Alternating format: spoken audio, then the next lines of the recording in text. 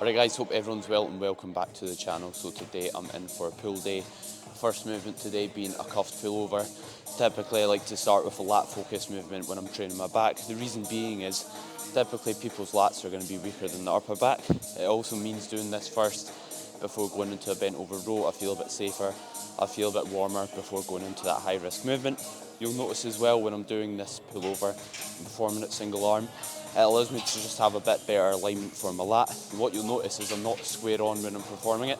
I'm turning into that working side of it. What that basically allows you to do is lengthen in your lat, or lengthen your lat further, because your lat basically wraps across your rib cage or around your rib cage. So if I bring my arm across my body a bit more, it's going to give me that better stretch and allow me to potentially get more out of the movement as a result.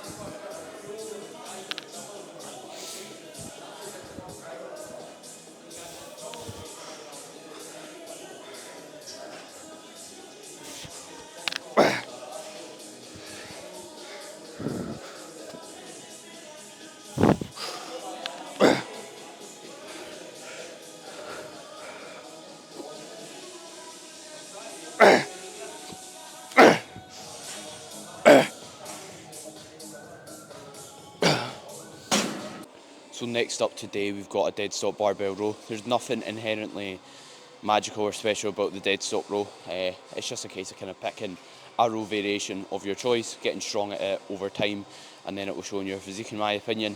And again, not a movement where I'm hyper focusing on targeting one specific muscle. Not every exercise needs to kind of bias one muscle. Like it doesn't need to be like a single arm lat pull down or just upper back. You can just train a bit of everything, which means you can stimulate and grow a bit of everything. So nice and time efficient, especially if like you're short in time. You don't want to be doing a ton of fluff movements in your session. It's not that productive in terms of a time efficiency point of view.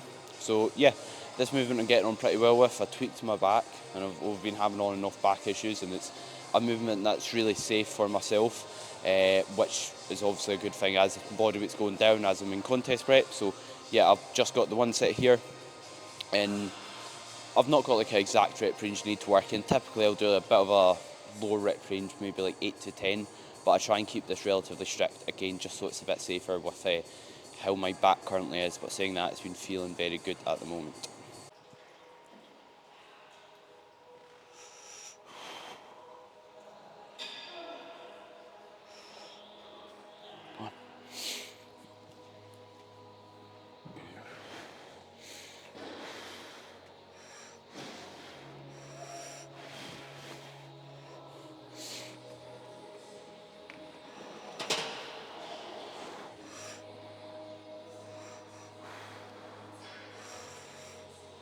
Easy.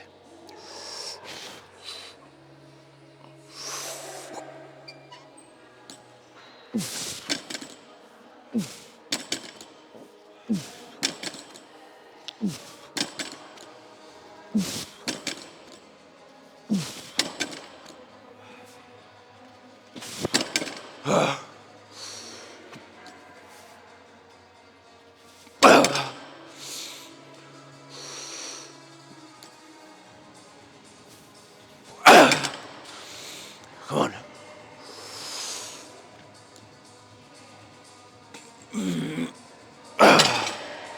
So max reps on the bent over rows, so I'm pretty happy with that considering where I'm at in terms of body weight dropping and how far in prep I am. And as for the bent over rows, what you can do to get a bit more out of your rows is you'll notice at the end, I just kind of held a static hold. In other words, I just basically bent over and stayed in that bent over position after I couldn't get any more reps. The thought process there is when I'm doing a bent over row, my upper back fails before my erectors, so that's a good way to kind of rinse your erectors that bit further. You could just kind of use a bit more body English, which isn't wrong and something I've done in the past. But the only maybe downside there is the safety risk when it comes to it, and it's a bit hard to kind of measure progressions when your reps are a bit looser towards the end.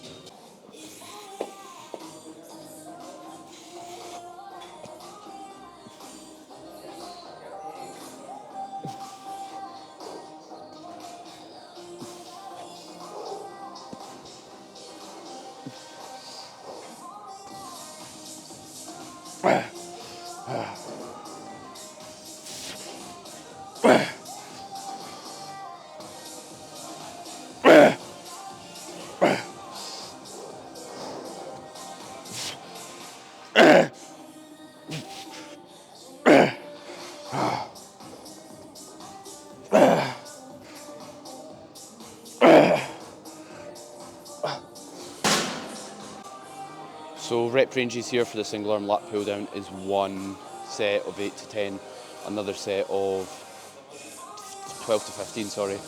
And with doing like lat pull down work or training your lats as a whole, I think it's a bit better doing it in a higher rep range. I think most individuals will struggle to stay on their lat, keep it on that desired musculature if they're doing something like a 5 to 8 rep set, something like that. And the only caveat to that is like training with good execution and good effort is a skill. The more you practice that skill, the better you get. So as you get more advanced in your training, as you get better at movements, you might be able to do a low rep set while keeping it on that muscle. But I'm keeping it currently 8 to 10 and then 12 to 15 for that reason. And you'll notice on this, I'm not kind of pinning my shoulder down and back. It's okay to allow your shoulder to move. When we're training the lats, if we allow the shoulder to move up and forward, it stretches it a lot further because our lat, the muscle I'm trying to train, attaches basically onto your humerus, which is your upper arm. So if my upper arm's moving forwards, then that's going to stretch it further because it starts basically round about your lower back region.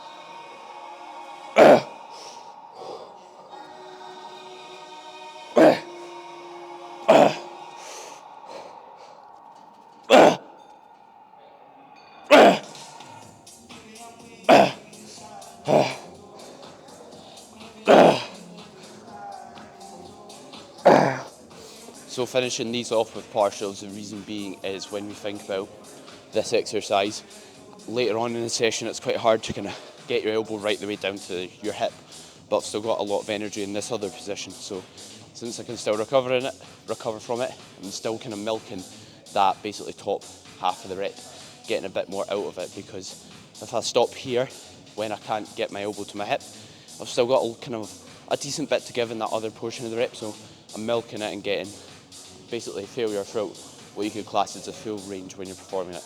And when I'm doing partials, my intensity is the same in terms of having good control, driving my elbow to my hip, because what you can see is people, they'll do like good execution, and when they do partials, it'll just be all on the shoulder. And you can move your shoulder like I said, but we just don't want it being initiated with the shoulder, to be initiated by the elbow. And the shoulder should move as a byproduct.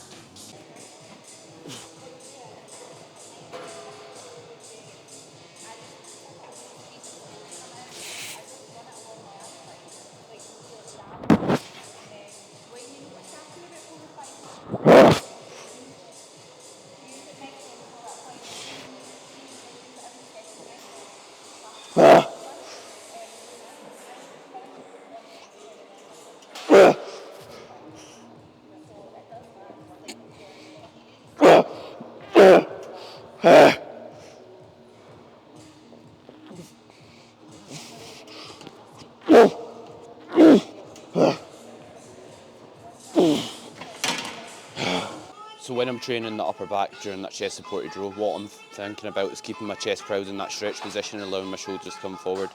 What can be easy to do and isn't necessarily wrong, but it's probably not great if you're wanting to maximise your upper back training on whatever machine you're using, is you don't want to kind of let yourself fold over the machine. The reason being is that's creating artificial range, what I'd like to call it, and what I mean by that is the machine's moving further, that doesn't mean you're taking your upper back throughout a large range of motion. That doesn't mean more tension. So the machine moving a further distance doesn't equate to like getting a greater stretch in that target muscle. So bear that in mind when you're ever trying to train your upper back. Something else I'm thinking about when I'm doing the row as well is keeping my chest on the pad. So I'm thinking about almost driving my lower chest forward, and that helps me kind of keep it locked in and stop me using my rectors throughout. And a good way to kind of assess, right, how are your rows and how honest are you truly being with your form is film your sets from a side on angle. If you do so, it's really hard to kind of cheat or that or kind of fool yourself, whereas if you film it from front on, for example, it's really easy just to cut the range short, not get your elbows as far back, lift your chest, but it's not that noticeable if you're looking at video feedback.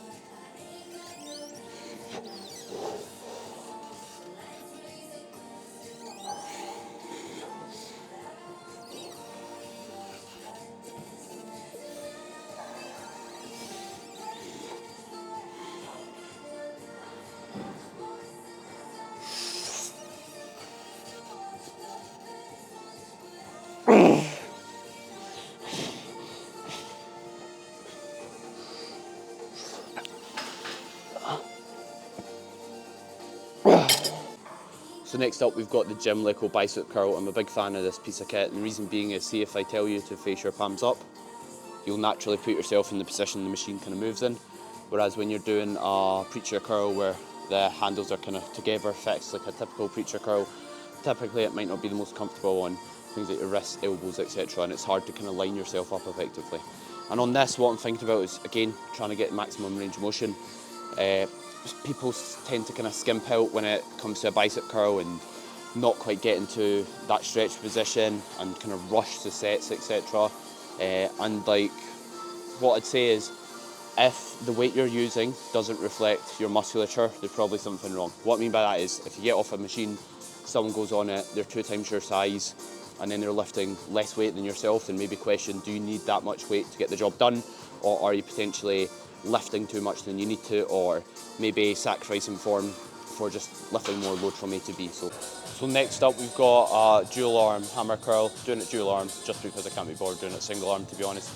And with this movement, what you'll notice I'm doing is I'm keeping my elbows kind of in line with my torso. If your elbows come behind your torso, you're not going to be able to kind of load that stretch position. You'll get like a big drop off in weight, so make sure you kind of keep your elbows forward. And also I'm kind of cueing, kind of almost allowing my elbows to keep coming forward as I'm curling. What that basically does is it allows it to get lighter as I keep curling, making it a bit easier to kind of fully finish the movement, as you can see, taking it through a full range of motion. I'm trying to keep my torso quite still throughout. And I've got 2 sets here. I had 2 sets on the other bicep curl variation you've just seen. Both I've got 2 sets and then followed by a drop set. And with bicep training, again, similar to lat training, I don't really want to be doing like a 5 rep set on a preacher curl. It's probably not going to feel great on my elbows. Probably not going to get much out of it in terms of my bicep. It'll be hard to stay locked in, so staying in a bit of a higher rep range for those movements too. And yeah, that's pretty much it. After the second set, when I've got the drop set, I finish off with partials just to absolutely rinse that bottom position. When you're training biceps, it's not that fatiguing. They can recover quite quick from myself. I don't train them too frequently, so there's no reason why not to, if that makes sense. Because it's not like I'm gonna do partials and bicep curls and I'm gonna get into legs tomorrow and then I'm not gonna be able to perform because of them. It's not gonna be the case.